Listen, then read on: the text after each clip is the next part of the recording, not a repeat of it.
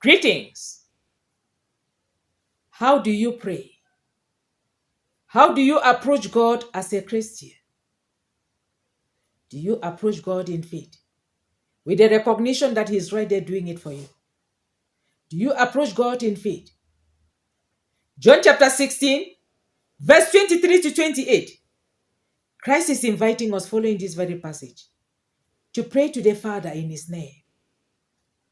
He goes further to say, ask and you shall receive.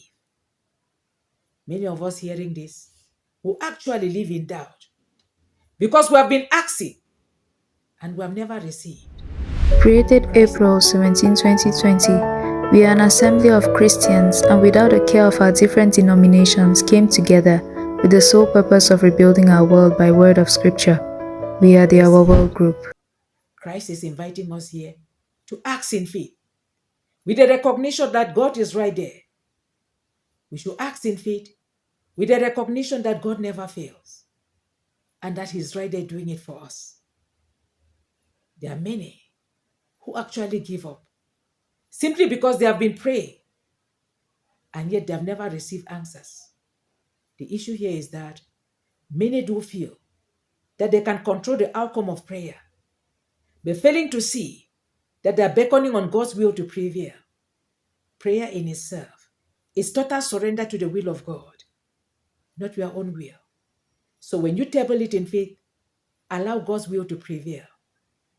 This very message is inviting us to move from a transactional view of prayer to a relational one, where we need to acknowledge God's presence and allow His will to prevail. As you get this very message, introspect yourself. How do you pray? Before you start giving up on God, how do you approach Him? Do you seek His will to prevail? Or you want your own will to prevail? Because you have been tabling this very issue to God and He has never answered you. You feel like giving up.